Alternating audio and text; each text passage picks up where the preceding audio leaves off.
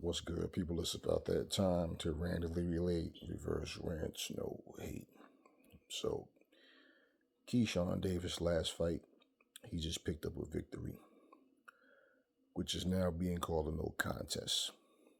And pretty much, the Texas Athletic State Commission has found marijuana in his system. So, this is the cause of the fight, the victory becoming a no contest. Now, I want to say a couple of things about that, and I'm not going to spend too much time on this topic. But now, for the Texas Commission to decide that they're going to, you know, he's been suspended for 90 days, and this win has become a no contest. So we can ask the question, maybe they're just more strict than these other commissions, right? We can do our homework and see what type of things has transpired by the same commission in the past if they let other guys get away with things, but it doesn't make a difference in terms of if that would be the case. That no, now we're tightening up, we're making sure that people are not coming to the ring with things in their system and whatever. Now, truthfully,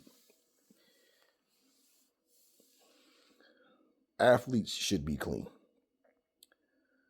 Okay, you get paid big money to go and perform. This is what you signed up for, and it's that's like this old saying: you give a person an inch, they'll take a mile. I'm referencing that into the fact of what people do in their personal time is their business, but for them to find something in his system, and people talk. Let's just say a conversation between two athletes are going on, and the guy says, I smoke weed before I train or while I'm training, or yeah, it helped me to relax, or help me to like get through the pain of a grueling training camp or whatever. And people talk. Before you know it, it becomes a thing where now everybody's doing it. Well, you have people showing up to fights high.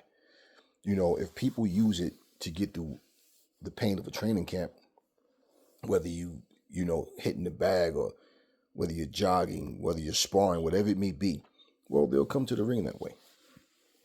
And, things like that, truthfully, you're hurting yourself in that situation. And does boxing need that? No, it doesn't.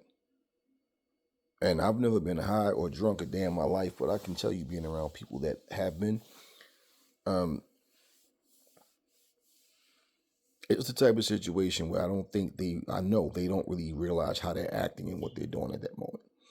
I've heard drunk people say, I'm a little drunk right now or whatever, so they may realize things that they're doing at certain times. But overall, hard drugs, I've seen a guy slamming his leg in the car door, and he's like complaining, man, come on, man, what's wrong with the damn door? He didn't even realize it was his own leg that was stopping the door from closing.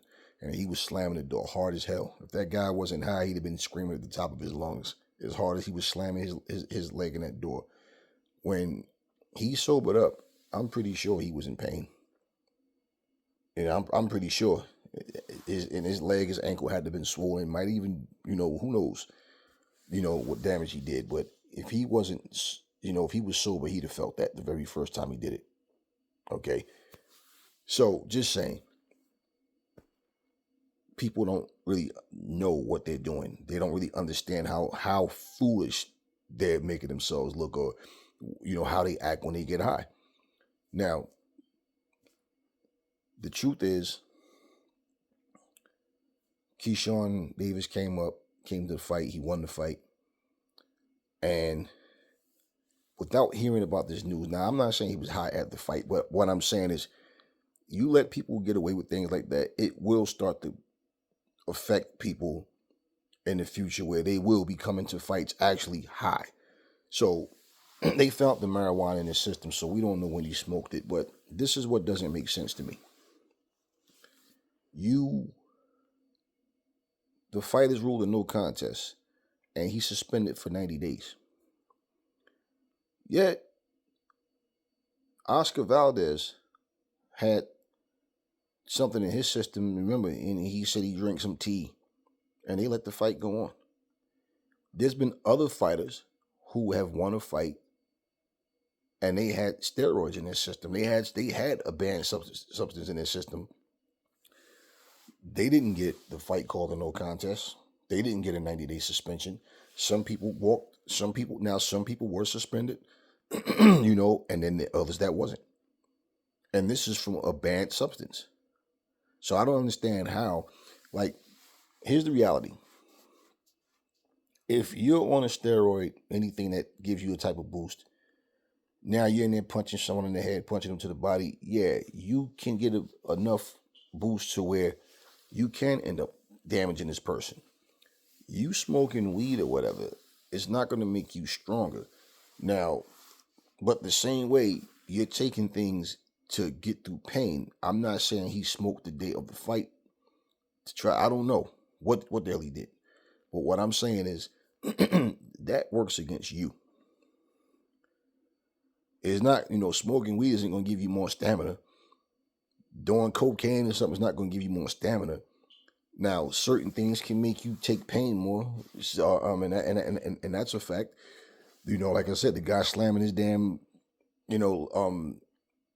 leg in the car door and not realizing it was his own leg that was stopping the car door from closing. But looking at, what people take a banned substance for versus someone smoking weed. I don't see how somebody smoking weed can get suspended for 90 days and get a victory turned into a no contest. But someone who actually has taken a banned substance didn't get that same treatment. That just makes no sense to me. So, if there'll be an explanation from the Texas Athletic State Commission about why he got a 90-day suspension, if there's an actual explanation as to why the fight was called a no contest, like what made y'all make that decision, I don't know. We'll see what they say about it. But overall, I mean, if this is about we want clean athletes all around the board, and we're gonna make sure that we enforce what other commissions don't. Okay, I get it. If it's just no, you need to be clean. I heard the same talk about the NBA. And, I remember Max Kellerman and Stephen A. Smith going back and forth. And as annoying as Stephen A. Smith is, and just the tone of his voice, always screaming, getting all high pitched and all animated, I do agree with him in that sense that, look, you can't have people come and sit in courtside. You ever see people when they're high? You ever have a conversation with someone high and they're sitting there with the bottom lip hanging, just like they're so twisted. There's no structure and no rules and regulations that people want to follow now. I mean, if people had it their way, they'd be outside butt naked watering their lawn like it's normal. They'd be just up and down, just doing whatever they want. Like, come on. I've seen people driving a car. I saw a lady had her hands up on the steering wheel, was actually painting her nails while she's driving. I seen a guy driving down the street, shaving his face while he's driving. And I'm like, wow. We know people text message, right? Now, how many fatal accidents have happened because of people doing stupid things like that? So it's like, yeah, when they tell you don't drive with your cell phone in your hand, every state might not enforce that.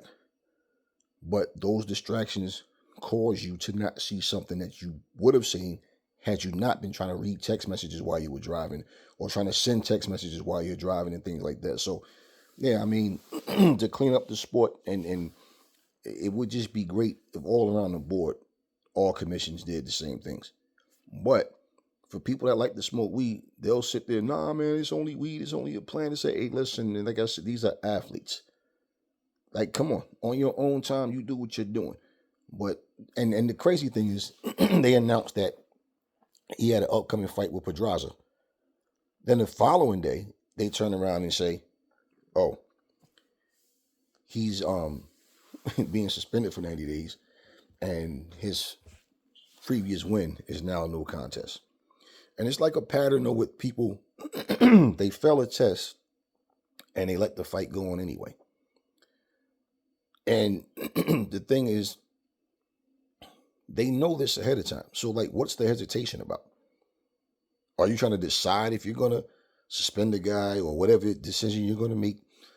And it's like a hard decision for you to make. Like, I don't know why this always has to like seem to be a problem.